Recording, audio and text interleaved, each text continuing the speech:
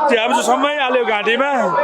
पछाडिबाट म निस्किन लाथेँ मलाई नै ठेलेर लुट तपाईँले सिग्री चाहिँ अलिक चोरी हुने चिजहरू सुरक्षित सरकारले राख्नु पर्दैन त के दादा भाइ होसै भएन आन्दोलनमा अब के गर्नुहुन्छ अब के गर्ने रुने बाहेक अब के गर्नु मैले अब 2-3 लाख रुपियाँ गइहाल्यो मेरो बाबु 2.5 तोला त 2.5 तोला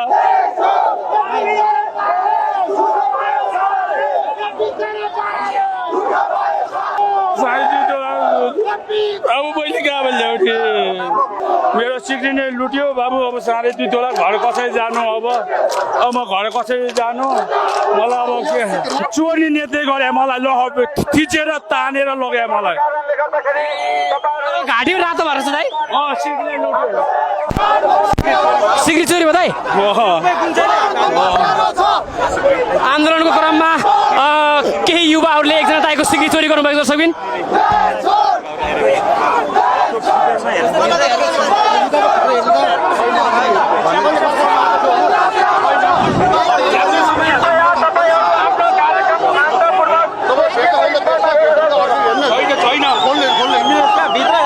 दर्शक पनि एकजना दाइको सिग्री चोरी भएको छ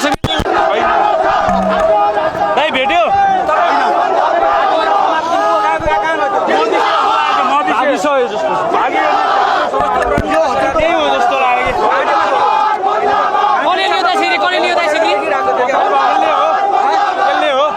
के भयो सिग्री हरायो दाइ सिग्री हरायो सिग्री मेरो यहाँ चाहिँ लुट्यो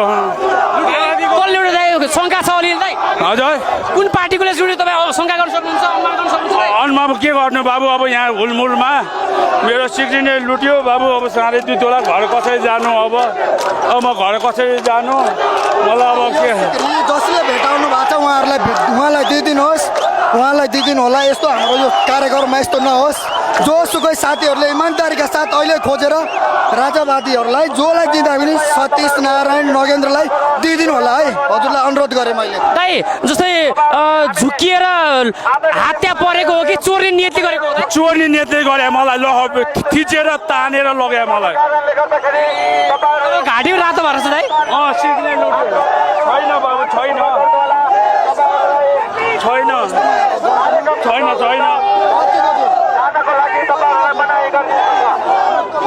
2.5 तोला त 2.5 तोला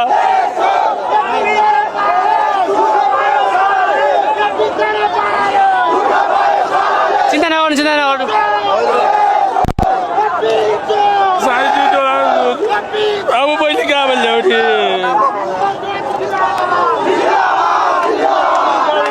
पशु राडीको जहरूले मलाई लुटो बाँधेको राडीको जहरूले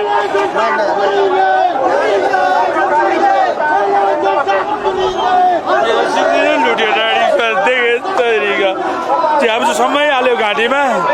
पछाडिबाट म निस्किन लाथेँ मलाई नै ठेलेर लुट तपाईँले सिग्री चाहिँ अलिक चोरी हुने चिजहरू सुरक्षित सरकारले राख्नु पर्दैन त